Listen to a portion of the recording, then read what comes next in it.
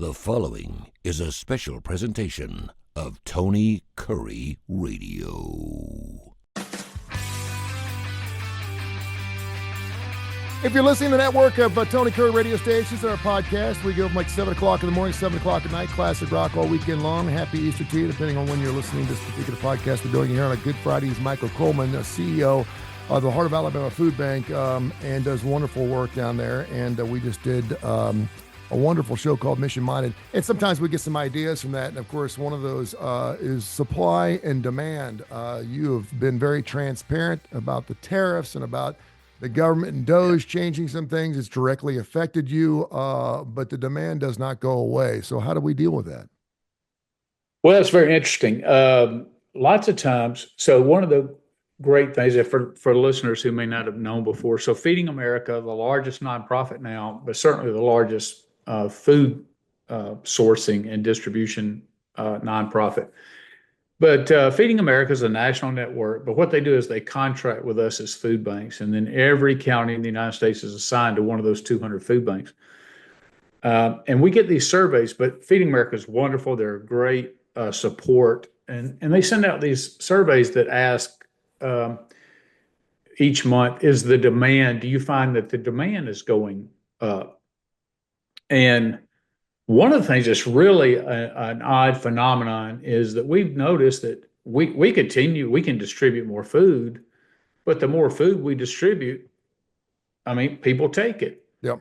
And so is the demand going up, or, how do you explain that? And so Brian Green, who's the CEO of the Houston Food Bank, which is the largest food bank in the nation, he recently wrote an opinion piece, but actually did a video. Of course, he's got a large staff that does a lot of research and has a lot of data towards this.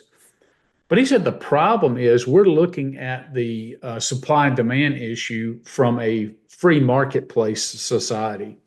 And so you go to any college economic class, you're going to learn about supply and demand. And so the higher the demand, if the supply is less, then prices are going to go up.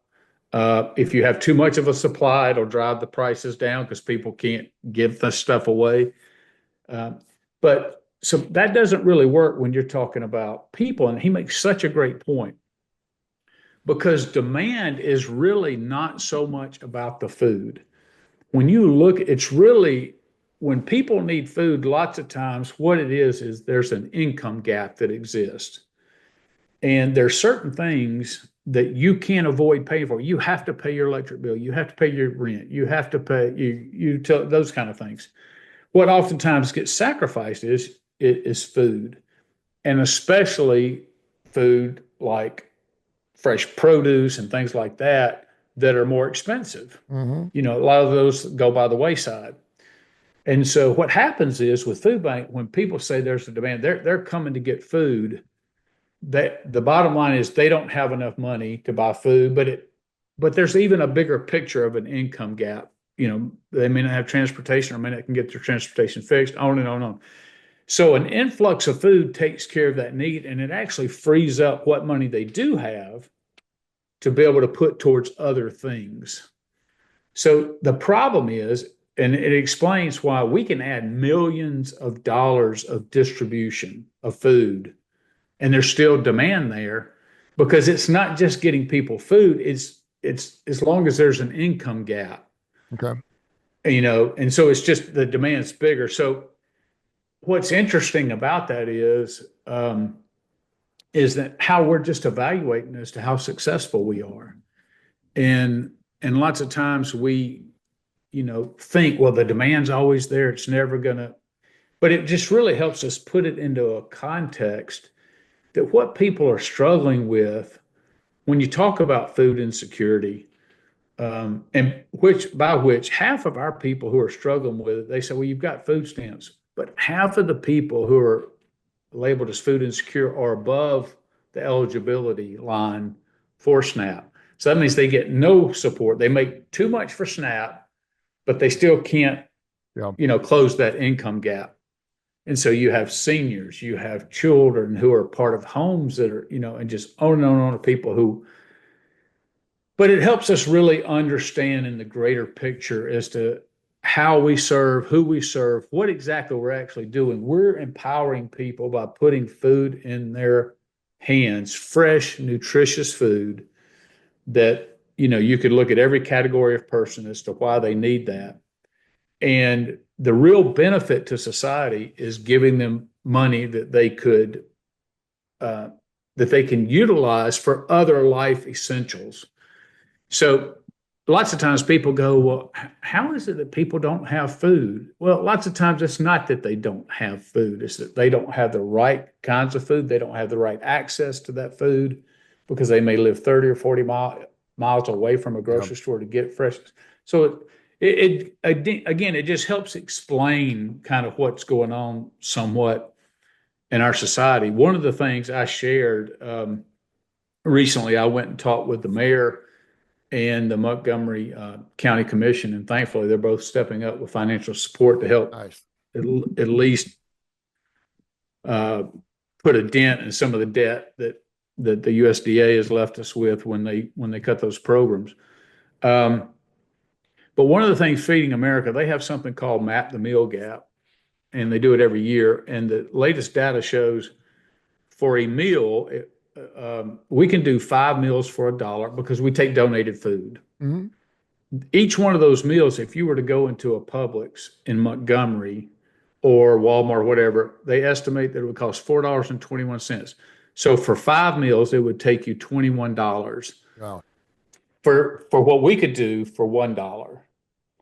And so the amount of food, I was saying, just in Montgomery County, if people had to replace that, is $16 million. That's crazy. That's just in one county with the food that we distribute, because we distributed almost 4 million meals there of donated food. But if they had to go buy that, it would be over $16 million.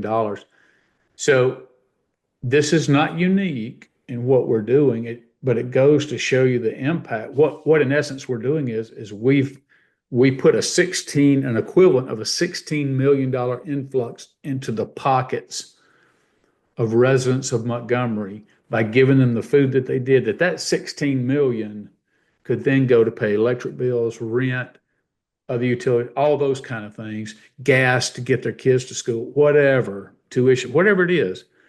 We freed that up to allow to do them. And a lot of that goes back into supporting the basics. A lot of those have city taxes and county taxes and that people are paying, that helps fund the government.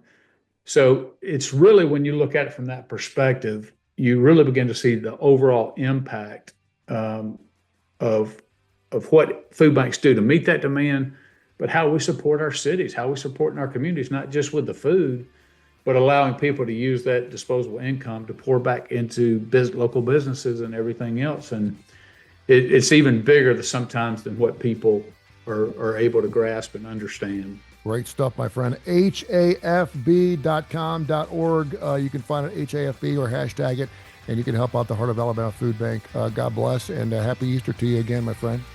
You as well, my friend. Thanks.